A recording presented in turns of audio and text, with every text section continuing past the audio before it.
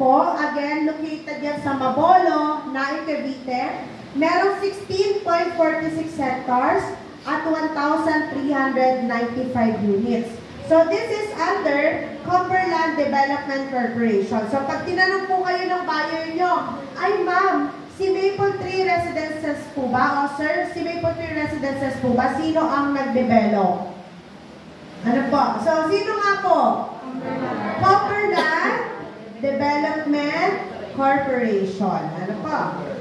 Okay, so ano po ang itatayo natin dito?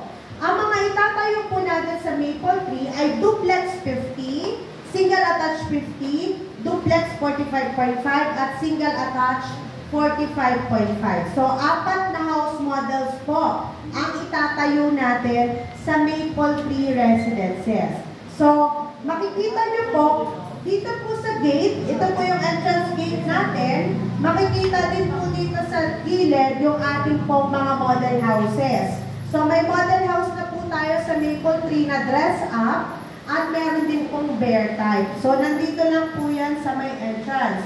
So sa entrance po, pagpasok natin, makikita natin yung sa gilid na allotted space for commercial area pero hindi pa po yan binibenta sa ngayon. Ano po? Katabi nun yung tricycle terminal, material recovery facility. Ang una po natin i-develop o yung una po natin makikita ng mga bahay dyan, once done na po yung subdivision, ay mga duplex 50 at single attached 50. Okay po? So dito po yan sa bandang bungad. Pero, hindi pa po natin yung binibenta. Ang karamihan po na nakikita nyo, yung mga blue shade na may green shade po, ayan ay duplex 45.5 at single attached 45.5. So, ang ating pong binibenta dito po sa Maple Tree ay nandito pa lang po. Sa Block 48. Ano po? Block 48 pataas. Ano po? So, nandito siya. So, daan po, sa ating Maple Tree, meron na po tayong almost 50 units po na 100% constructed. Meaning po, buo na yung bahay niya. Ano po? Pero, si Maple Tree ay naka-pre-selling pa rin. So, iniintay po natin yung individual title na mga unit po, plus yung water at yung kanyang electric connection para maging RFO po. So, wait lang, charge po. Meron na po tayong nabili na na right of way sa unahan sa highway. Tagal sa highway na? Yes po. Ang magiging development po, mula po dun sa highway, sa may kubo na pinalagay natin, magkakaroon po ng development or other subdivision ng Maple Tree din na extension, papunta po dun sa ngayong dinidevelop po natin.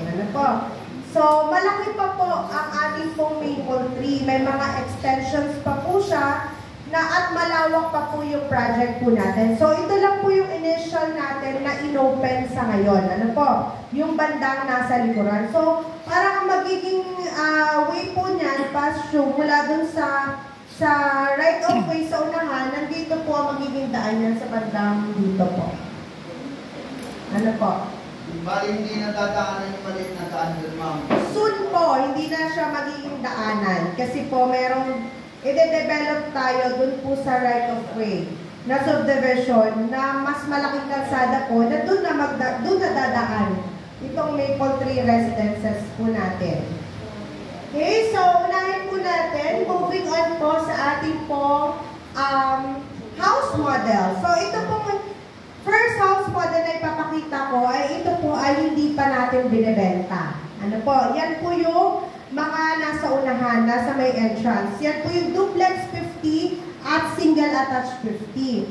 So, kapag may nagtanong po sa inyo, hindi pa po natin binibenta ang duplex 50. Duplex 45.5 at single attached 45.5 pa lang po ang ino-open po natin. So, ito po namang duplex 50, discuss ko lang po, meron itong 63 square meter at floor area na 50 square meter, 25 sa ground floor, 25 sa second floor. So, kung mapapansin nyo po, ang difference po ng duplex 50 natin, may pa-L-type siya. So, pagpasok natin sa pintuan, hindi nyo po agad makikita yung kitchen kasi nakatago po yung kitchen area. And then, nandito po yung toilet and bath. Ito naman po yung ating po stairs pataas. sa second floor. So, ang second floor po natin, good for 2 to 3 bedrooms po. Ang ating turnover ay bare type. Wala po siyang makikitang ceiling, wala pong partition, wala po tayong pintura sa loob, wala din po tayong tiles. Diba? So, next po natin ay ang ating duplex 45.5. So, ito po yung binibenta natin sa ngayon sa Maple Tree. Yan po yung sinasabi ko sa inyo na nasa block 48, pataas po yung available natin na inventory po dyan. So, para po sa duplex 45.5, same po sila, may provision for carport din. Ano po? So, pero ang pagkakaiba nila, isang diretso po yung lote para sa parking. Ano po? Wala siyang L-type. And then, nandito po yung toilet and bath niya. Doon po sa likod. Ano po? So, ang ating lote po dyan ay 58.5. Kanina, ilan nga po yung sa 50? Duplex 50? 63. Ito po ay 58.5. Mas maliit yung cut ng lote. Ano po? Pero, parehas lang naman silang may provision for carport. And then, ang floor area ay 45.5 po. So, ang ating pong turnover din ay no ceiling, no partition, no paint, and no tiles po. Next, para sa ating legends, makikita niyo po yung entrance gate dito po. And then, here is the commercial area. Katabi po yan ng tricycle terminal. And then, may material recovery facility po tayo. May 3 location po tayo ng parks and playground.